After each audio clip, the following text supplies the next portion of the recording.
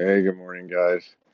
Um, I was thinking about this interview that I saw with Bill Moyer and Joseph Campbell. I don't know if you guys ever heard of him, but he was a professor. I think it was St. Mary's College or something like that. And he studied mythology and wrote a lot of books about it. Really good books. There's a book called The Hero with a Thousand Faces. And basically, the premise of it is the hero journey is found through all of mythology, through all of recorded time, there's been the hero journey, and the components of the hero journey are similar, kind of like a near-death experience. Near-death experiences um, usually share at least several components. So I think it's well, anyway. So him and Bill Moyer did this special, and they talked about Star Wars because Star Wars. I mean, those of you old enough to remember when it came out, Um, I think I was about 11 or 12 years old, so I was kind of at the perfect age. And Star Wars was just magic. I mean, pure magic. I couldn't get enough of it. I watched it. We probably saw it 10 or 12 times at the theater, but I mean, there was people that saw it 60 times. I mean, it was just one of those movies you just wanted to watch over and over and over. It had something special about it. And really what it was is it was the hero journey. And Joseph Campbell talks about this with Bill Moyer, and they talk about Luke becoming, he gets called to action. He goes on this mission. Um, he confronts the dark, doesn't realize what it is. He thinks it's something else. He thinks it's someone else, and at the end of the day, finds out that the dark was actually related to him. It was actually his father, and Darth Vader was his father, and it's a mind shattering experience for him. I mean, he just basically has to confront reality, and I feel like that's what's coming for us. And there's so many components to this hero journey, but the people who are doing a spiritual path, we actually are on the hero journey path. Everyone is actually. It's just that people doing a spiritual journey are taking a proactive measure to enlightenment. Okay, so enlightenment is going to happen whether you hide from it or whether you go headlong into it. Enlightenment is an inevitability. Okay, we return to source. That's an inevitable fact. That is a reality. And even these demonic Satanists, they are going to return to source one day. Now, there's a lot of theories about what's going on right now in terms of where we're at in that ascension process and that move towards that push towards enlightenment. There's a lot of theories about it, and honestly, I I, I have my own, and you guys have heard what I think.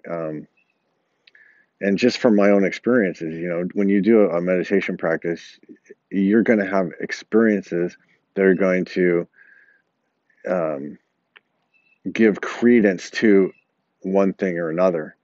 And where I'm at with it is that this planet has been controlled and manipulated, and um, these evildoers, the dark forces, are actually performing a ritual, and they use these rituals to maintain power. And one of the components of the ritual is fear. They they use fear to control. This is a big thing. They're using fear to control. And if you look at like Luke Skywalker, he had this naivety, right? So um, naivety. I'm sorry. He had this naivety. So he thought, man, I'm going to go out and kick some butt. I'm going to rescue the princess. I'm going to do all this amazing stuff because I'm just, I want adventure. I'm in. And so he goes and he makes it through his first battle and he blows up the Death Star. So I mean, you gotta imagine the guy's feeling pretty cocky, right? And he's feeling like pretty full of himself. He's just been introduced to the Force, and he's used the Force to successfully defeat evil. And he's just thinking, man, I got this figured out. It's kind of similar to like when we first learn, a meditation, or we first start a spiritual path. We feel like invincible, like, oh man, I got this figured out. This is it. I felt that way with TM, okay? I felt like, man, this is where it's at. This is it. And I was a proselytizer. I was trying to get everybody to learn TM. I was all over it, you know. And so that's like the first stage of this hero journey, right? He had this calling, and then he got this, he had this big success. Oh my God, I'm so powerful, and I'm using the Force, and then so he hadn't even really started training. He had done a little bit of training with Obi-Wan, but it was just a small amount. So he goes to he goes to find Yoda. Yoda's the master trainer. He's been a Jedi for 700 years or 800 years or whatever. And so Luke lands on this planet. It's all inhabited by reptiles and snakes, and it's just a kind of a scary place. It's a lot of darkness. It's wet. No sunlight. And he meets up with Yoda, and he doesn't even know who Yoda is, and Yoda's just feeling him out, right? And so when he realizes, who Yoda is, and he's like, Yoda's over there talking to himself, and he says, "Oh, he's not ready. He's too arrogant. He's too old, and all these things." And Obi-Wan's saying, but, and trying to basically talk Yoda into training him. And Luke looks at him and he says, "But I'm not afraid." And Yoda gets this like really almost sinister, evil face, and he says, "You will be. You will be." And it's at that point where, the hero is like going hero to zero. And I think, this is just part of the hero journey, right? It's this humility, okay? So you think, man, I got this figured out. I'm a light worker, or I'm a heartfulness practitioner, or I'm a TM practitioner. I really got this figured out. I'm so smart. And then reality confronts us, and we have things happen in our life aren't that are painful.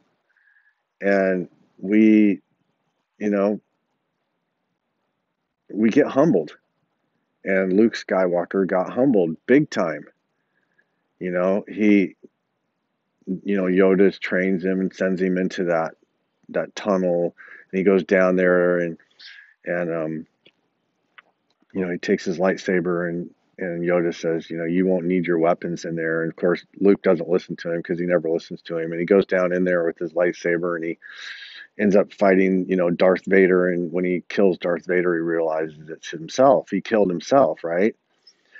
This is what I believe is coming right now. We are in a system, much like Luke Skywalker. He thought he was separate from the darkness. He thought he was basically impervious to the darkness, okay? He totally underestimated what the darkness was. He didn't realize the darkness was actually in himself. That was the darkness. And the system is in us. We are the system. We are our flesh and blood and DNA and carbon molecules are system. Okay? That's what they are. For thousands and thousands of years, we have been supporting and building the system. And for us to deny that darkness inside ourselves is basically to be like Luke Skywalker, and to deny that Darth Vader is his relative, is his actual father. We're kind of in that state right now where we're going to be introduced to that reality. And it's going to require some humility, because we have to step away from this. We have to step back and get perspective. And um, that requires the training that we're doing. The training we're doing allows us the ability to step back and have that clarity and that perspective. That's what Raja Yoga is. I talked about it in my other video, so I won't go into it. But Raja Yoga is all about creating the separation so we can actually really look at our own mind. We can see our mind and see how it functions and use it as a tool for advancement instead of it being used against us. So this is an interesting time because I talked about surrender, and surrender is a component of this because if you're so attached to this physical reality, it's going to be very difficult to let go. It's going to be very difficult to release. If you're I heard something a long time ago, like there's this trick where they'll catch monkeys by they'll put something inside of a jar, and the opening of the jar is just big enough for them to put their hand in. But if they make a fist to grab the thing inside the jar, they can't get their hand out. And that's how they catch them, because the monkey will not let go. Once it grabs onto that little shiny object, it won't let go and it's trapped. And we're kind of in a similar situation here in that our DNA, our actual physical reality, is tied into this. If we can't let go of this, if we can't step back and get distance from this DNA, these anchors that are pulling us down into this lower level, we're never going to be able to ascend to a higher level because we're holding on to the little shiny trinket. We have to let go of that. And that's what the spiritual practice teaches. That's what life teaches if you're paying attention. You don't even have to be doing a spiritual practice. Life itself will teach you surrender if you just allow it, if you just allow it to. But it requires things that the spiritual path can speed up. It can speed that realization up. But it isn't prerequisite.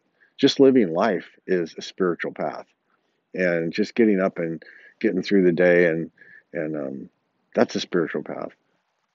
I hope that made sense. I just think that it's so important right now.